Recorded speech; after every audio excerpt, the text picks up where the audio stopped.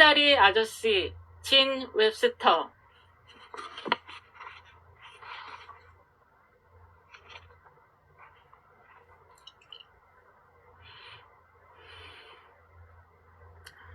지루샤 에버트 양이 키다리 아저씨에게 보낸 편지. 9월 24일 퍼거슨 관 215호실에서 고아를 대학에 보내주신 고마운 이사님께 드디어 대학에 왔습니다. 어제는 4시간 동안 기차 여행을 했습니다. 묘한 기분을 느꼈어요. 그렇지 않겠어요? 저는 기차를 난생 처음 타봤으니까요. 대학은 아주 커서 눈이 핑핑 돌 정도입니다. 저는 방을 나서기만 하면 길을 잃어버립니다. 나중에 좀 익숙해지면 학교를 자세히 설명해 드리죠. 또 제 학과 공부에 관해서도 나중에 말씀드리겠습니다. 지금은 토요일 밤인데 수업은 월요일 아침부터 시작합니다. 그러나 우선 그저 인사를 드리고 싶어 편지를 쓰는 것입니다. 얼굴도 모르는 분에게 편지를 쓰자니까 좀 야릇한 생각이 들어요. 그러나 사실은 제가 편지를 쓴다는 것 자체가 좀 이상한 느낌을 줍니다. 왜냐하면 저는 아직 3번인가 4번밖에 편지를 쓴 적이 없으니까요. 그래서 편지를 형식에 맞지 않게 쓰더라도 너그러이 봐주시기 바랍니다. 어제 아침 고아원을 떠나기 전에 리페트 원장님과 저는 매우 심각한 얘기를 나누었습니다. 원장님은 제가 앞으로 일생 동안 어떻게 처신해야 하는지를 말씀해 주셨으며 특히 저에게 큰 은혜를 베풀어 주시는 친절한 분에게 어떻게 대해야 할지를 말씀해 주셨습니다. 아주 훌륭해지도록 노력하지 않으면 안 된다는 것입니다. 그러나 존 스미드라고 불리기를 바라는 사람에게 어떻게 아주 훌륭하게 처신할 수 있습니까? 왜 아저씨는 좀 더 개성 있는 이름을 고르지 않았습니까? 저는 마치 막대기 씨나 빨래판 씨 앞으로 편지를 쓰는 것 같은 기분이에요. 저는 이번 여름부터 아저씨에 관해 아주 많이 생각해 왔습니다. 이제까지 고아원에서 자란 저에게 누가 관심을 가져준다고 생각하니 가족을 되찾은 듯한 기분입니다. 이제 저에게도 저를 아껴줄 사람이 있다는 기분이 듭니다. 그것은 아주 흐뭇한 기분입니다. 그러나 제가 아저씨에 관해 생각하려고 해도 상상력이 작용할 소재가 없다는 말을 하지 않을 수 없군요. 제가 알고 있는 것은 단지 3가지 뿐입니다. 1. 아저씨는 키가 크다. 2. 아저씨는 부자다. 3. 아저씨는 계집애를 싫어한다. 아저씨를 소녀 혐오가 씨라고 부르면 어떨까 생각해 봅니다. 그러나 그러한 호칭은 저를 모욕하는 것이 될 것입니다. 또는 부자씨라고 부를까도 생각해 봅니다만 그것은 아저씨에게는 돈만이 중요한 것처럼 되므로 아저씨를 모욕하는 것이 될 것입니다. 뿐만 아니라 돈이 많다는 것은 아주 피상적인 특징에 불과하며 아저씨가 평생 부자가 되리라는 보장은 없습니다. 월가에서 아주 영리한 사람들도 파산을 많이 하는걸요. 그러나 아저씨의 키가 크다는 것은 평생 변하지 않겠지요. 그래서 저는 아저씨를 키다리 아저씨라고 부르기로 결정했습니다. 아저씨 마음에 거슬리지 않기를 희망합니다. 이것은 우리 2 사람 사이에서만 사용하는 애칭이 될 것이므로 리페트 원장님에게는 말하지 않기로 해요. 이분만 있으면 10시를 알리는 종이 울리게 됩니다. 이곳의 하루 생활은 종소리로 구분됩니다. 종소리가 식사하라, 자라, 공부하라고 알리지요. 종소리는 아주 신납니다. 저는 종소리를 들을 때마다 소방 펌프를 끄는 말이 된 듯한 기분이 듭니다. 종소리가 울립니다. 불을 끄고 자라고 합니다. 제가 얼마나 규칙을 잘 지키는지 보셨죠? 이게 다 존 그리어 고아원에서 훈련받은 덕택입니다. 안녕히 계세요. 제루사 에버트 올림. 키다리 스미드 아저씨 기야. 키다리 아저씨께. 저는 대학이 참 좋아요. 그리고 저를 대학에 보내주신 아저씨가 참 좋아요. 저는 너무나 행복해요. 가슴이 두근대서 잠도 오지 않을 정도예요. 아저씨는 이곳이 존 그리어 고아원과 얼마나 다른지 상상도 못하실 거예요. 세상에 이런 곳이 있으리라고는 꿈에도 생각지 못했어요. 저는 여자로 태어나지 못한 모든 남자들과 여자로 태어났으나 이곳에 올 수 없는 모든 여자가 불쌍하게 생각돼요. 아저씨가 젊었을 때 다닌 대학도 틀림없이 이곳만큼 좋지는 못했을 거예요. 제 방은 탑의 위쪽에 있습니다. 이 탑은 새 병동이 생기기 전에 전염병 환자 병동으로 쓰이던 곳입니다. 탑의 같은 층에는 3명의 다른 여학생이 있습니다. 안경을 썼으며 늘 조금 더 조용히 해달라고 부탁하는 4학년생과 셀리앤 맥브라이드와 줄리아 루틀레즈 펜들리튼이라는 신입생입니다. 셀리는 빨간 머리의 뒤창코인데 아주 다정해요. 줄리아는 유혹의 명문가의 딸로서 아직 저를 상대도 하지 않아요. 이들 신입생은 한 방을 함께 쓰고 4학년생과 저는 독방을 가졌어요. 방의 수가 매우 부족하여 신입생은 독방에 갖지 못하는 것이 보통이에요. 그런데 저는 부탁도 하지 않았는데 독방을 주는군요. 아마 학생과에서 좋은 가정에서 자라난 학생에게 저 같은 고아와 함께 방을 쓰라고 부탁하기가 어려웠던 모양이지요. 고아인 것이 유리할 때도 있군요. 제 방은 서북쪽 모퉁이에 있고 창문이 2이나 있어 전망이 좋아요. 18년 동안 20명을 뒤끓는 방에서 살아왔으므로 이제 혼자 있게 되니 살 것만 같아요. 저는 이제 비로소 제로사 에버트를 할 기회가 생겼어요. 저는 저 자신을 좋아하게 될 것 같아요. 아저씨 생각은 어떠세요? 화요일. 곧 신입생 농구팀을 조직할 예정인데 어쩌면 저도 뽑힐 것 같아요. 저는 몸집은 작지만 아주 날쌔며 강단이 있어 지칠 줄 모릅니다. 다른 학생들이 껑충껑충 뛰어다니는 동안 저는 그 애들의 발 사이를 뚫고 공을 잡아줍니다. 나뭇잎이 온통 빨갛고 노랗게 단풍이 들어있고 낙엽 태우는 냄새가 코를 찌르는 가을의 오후에 운동장에 나가 농구를 하는 것은 무척 재밌어요. 모두들 웃으며 외쳐댑니다. 이 여대생들은 제가 본 중에서 가장 행복한 소녀들이며 저는 그 중에서도 또한 가장 행복해요. 긴 편지를 써서 제가 지금 배우고 있는 것을 빠짐없이 알려드릴 생각이었는데 리페트 원장님은 배우는 것을 자세히 보고하라고 올렸습니다. 7째 시간 종이 막 울립니다. 우리는 10분 안에 운동복으로 갈아입고 운동장에 나가야 합니다. 제가 농구선수로 뽑히는 것을 원하지 않으세요? 안녕히 계세요. 제루사 에버트 올림. 출신 9시. 셀리 맥브라이드가 제 방문 안으로 머리를 들이밀고 이렇게 말했어요. 난 정말 집중각이 나서 못 참겠어. 넌 안 그러니? 저는 약간 미소를 띠며 견디어낼만 하다고 대답했어요. 적어도 저는 형식병만은 안 걸릴 거예요. 저는 고아원이 그립다는 말은 한 번도 들어보지 못했어요. 아저씨는 그런 말을 들은 적이 있나요? 10월 10일 키다리 아저씨께. 아저씨는 미켈란젤로에 관하여 들은 적이 있으세요? 그는 중세기 이탈리아에 살았던 유명한 미술가입니다. 영문학을 배우는 학생들은 모두 그를 알고 있었던 모양인데 같은 그 학생들은 제가 그를 아크의 엔젤인 줄로 알았다니까 배를 잡고 웃었어요. 미켈란젤로를 아크의 엔젤로 들었거든요. 대학에 와서 곤란한 것은 사람들이 내가 배우지 않은 많은 것을 알고 있는 줄 여기는 것입니다.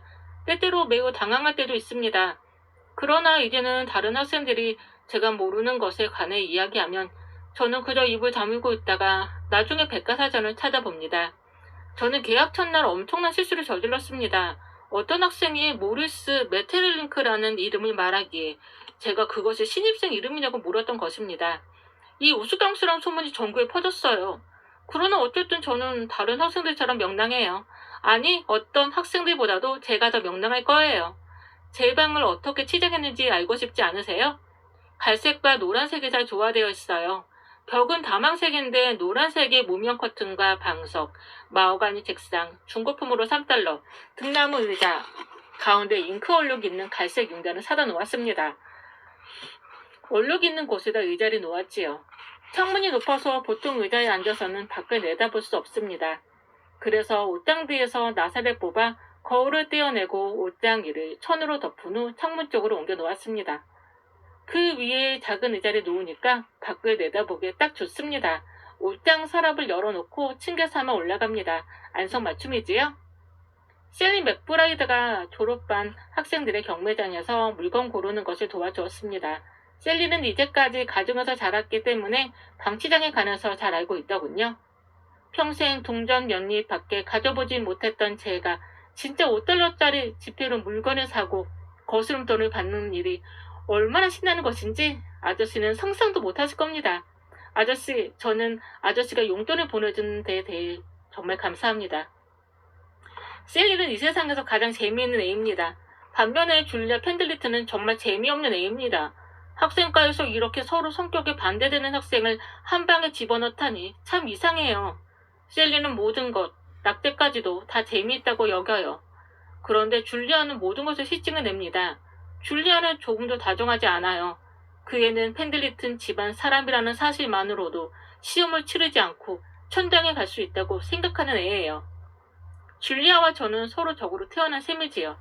제가 무엇을 배우고 있는지에 관해 말씀드리겠어요. 무척 기다리셨죠? 1. 라틴어 제2차 포에니 전쟁 한니발이 이끄는 칼을 타고 군사들은 전날 밤 트라시메누스호에 진을 쳤습니다. 그들은 로마군을 기습하려고 매복했었는데 전투는 오늘 새벽 4시에 벌어졌습니다. 로마군은 후퇴를 했습니다. 2. 프랑스어 3통사 24페이지 불규칙 동사 제3변화 3. 기하학 원기둥을 끝내고 이제 원뿔을 배우고 있습니다. 4. 영어 서술법을 공부하고 있습니다. 저의 문체는 나날이 명쾌하고 간결하게 되어갑니다. 5. 생리학 소화 기관까지 나갔습니다. 다음에는 실계와 취정을 공부할 차례입니다. 열심히 공부하고 있는 제루사 에버트 올림 출신 술을 마시세요? 아저씨는 술을 마시지 않는 분위기를 바랍니다. 술은 간장이 아주 나쁘대요. 술 친애하는 키다리 아저씨께 제 이름을 바꿨어요. 학적부에는 제루샤라는 이름을 그대로 사용하지만 그 외에는 어느 때나 조지예요. 난생 처음 가둬보는 유일한 애칭을 자기 자신이 지어야 하다니 아저씨 딱하지 않아요? 그러나 사실 주디라는 이름은 저 혼자 전적으로 장명한 것은 아니에요. 프레드 퍼킨즈라는 애가 말을 제대로 하기도 전에 저를 주디라고 불러주었거든요. 리페트 원장님이 아기들의 이름을 지을 때 좀 더 머리를 써주셨더라면 얼마나 좋았겠어요? 리페트 원장님은 전화번호부에서 이름을 막 갖다 붙였어요. 에버트란 녀석은 그 첫 장에 나옵니다. 제루사라는 이름은 묘비에서 땄대요. 저는 이 이름을 늘 싫어했어요. 그러나 주디란 이름은 마음에 들어요. 제가 이런 이름을 갖다니 엉뚱하지요? 이 이름은 온 가족으로부터 귀여움을 받으며 아무 걱정 없이 구김살 없이 자라는 파란 눈에 상냥한 소녀나 가질 법한 이름이지요. 저는 그런 아이는 못 되지만 그렇게 될 수 있다면 얼마나 멋있을까요? 제가 어떤 잘못을 저지른다 해도 사람들은 제가 집에서 어리광을 부렸던 탓이라고 비난하지는 않겠지요? 그러나 어리광을 부리는 척하는 것도 재미있을 거예요. 아저씨, 앞으로는 저를 늘 조디라고 불러주세요. 재미나는 일을 더 알려드릴까요? 저는 가죽 장갑을 3켤레 갖고 있어요. 전에 크리스마스 트리에 걸려 있었던 가죽 벙어리 장갑을 가져본 적은 있었지만 5손가락에 달린 진짜 가죽 장갑은 난생 처음이에요. 저는 시간만 있으면 장갑을 꺼내 끼워보곤 합니다. 간신히 참고 교실에까지 끼고 가진 않아요. 저녁 식사 종소리가 울립니다. 안녕히 계세요. 금요일, 아저씨 어떻게 생각하세요? 장문 선생님 말씀으로는 제가 이번에 제출한 작품에는 비범한 창작 능력이 돋보인다고 하셨어요. 정말 그렇게 말씀하셨어요. 저는 선생님의 말이 그대로 옮긴 거예요. 18년간 고아원에서 지낸 저로서는 이런 일이 불가능할 것 같죠? 좋은 그리어 고아원의 목적은 97명의 고아를 97 쌍둥이로 만드는 것이었지요. 이 점은 아저씨도 틀림없이 아실 것이고 또한 그것을 찬송하고 있겠지요. 제가 지금 보여드리는 비범한 미술 재능은 어려서 나무 문짝의 백목으로 리페트 원장님을 그릴 때부터 싹튼 것입니다. 제가 자라난 것을 비판한다고 언짢게 생각하지 마세요. 만약 언짢게 여기시면 마음대로 조처할 수 있지 않아요?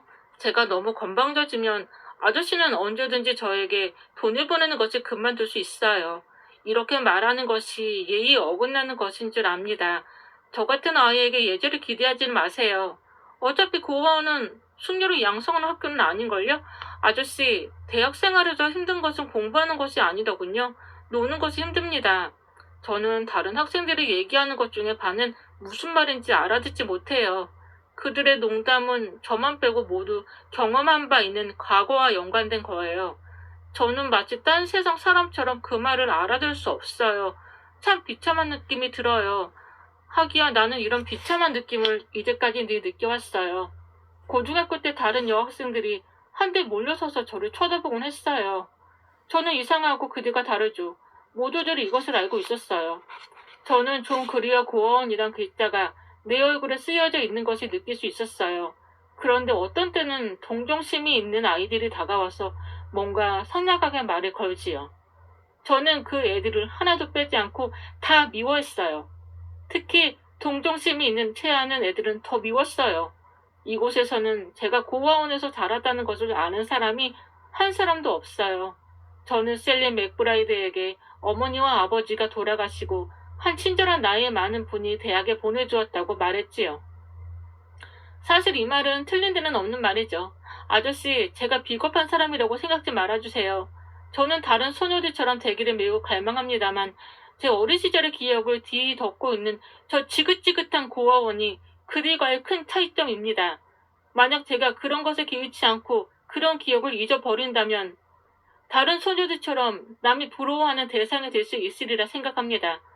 저와 그들 사이에 실질적이고 근본적인 차이점이 있다고 생각지는 않습니다. 아저씨는 어떻게 생각하세요? 여하간 셀리 맥브라이드는 절 좋아합니다. 안녕히 계세요. 주드 에버트 올림. 그전 이름은 제로샤.